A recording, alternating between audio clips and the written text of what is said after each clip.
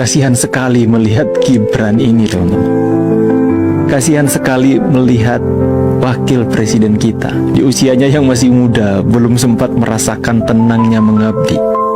Ia sudah jadi sasaran hujatan setiap hari. Belum sempat menunjukkan niat baiknya secara utuh, sudah dituding, dicibir, bahkan dihakimi tanpa ampun. Ia hanya ingin bekerja, itu saja, just it.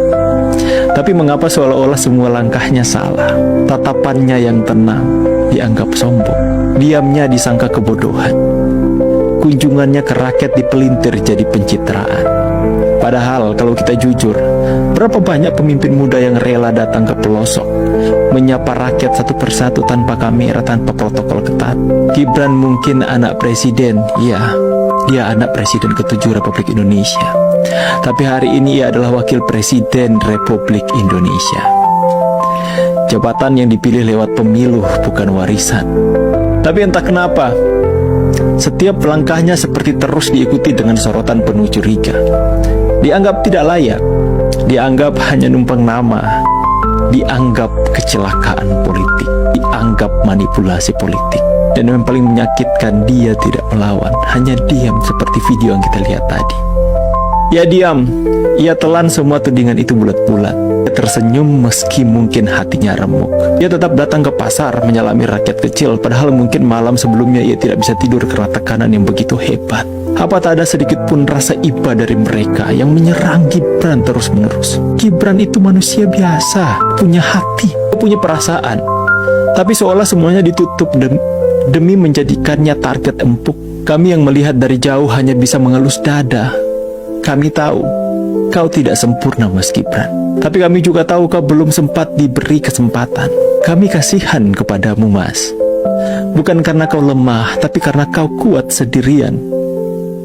Dan maafkan kami kalau hanya bisa melihatmu dipukul bertubi-tubi tanpa bisa melindungi. Meski hari demi hari dihantam opini, disudutkan, dipelintir, Gibran masih berdiri. Sendirian di tengah badai yang entah kapan redanya.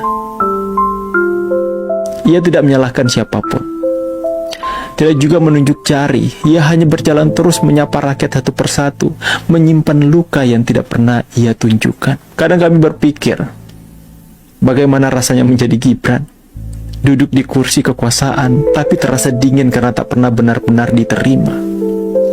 Membawa nama besar ayahnya, tapi terus dihakimi seolah semua itu dosa. Gibran masih sangat muda, ya betul. Tapi beban yang ditaruh di pundaknya begitu berat. Mungkin terlalu berat untuk seorang anak muda yang sedang belajar berdiri sendiri.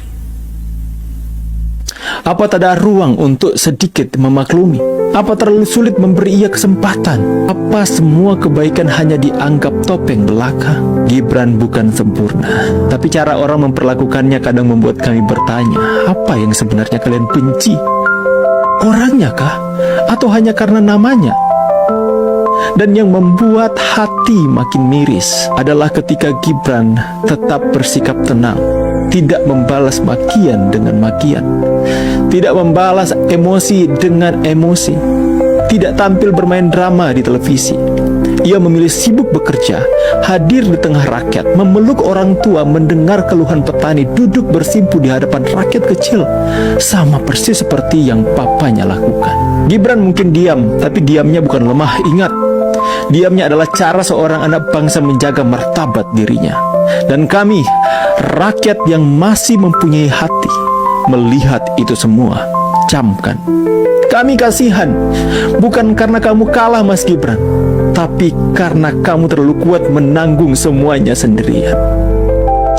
Dan semoga kekuatanmu itu bukan karena sudah terlalu sering kamu terluka. Saya sampai kehilangan kata-kata untuk mengungkapkan. Tetap semangat, Mas Gibran. Percaya, semakin Anda diserang, semakin Anda dituding, semakin Anda difitnah, semakin Anda diremehkan, percaya perkataan saya, Anda akan mendapatkan ratusan juta simpati dari masyarakat Indonesia yang mempunyai hati yang benar-benar tidak ingin melihat ada seorang yang diperlakukan seperti itu, apalagi orang yang memiliki hati untuk rakyat kecil. Saya pamit dulu, see you on the next video, and God bless. Bye.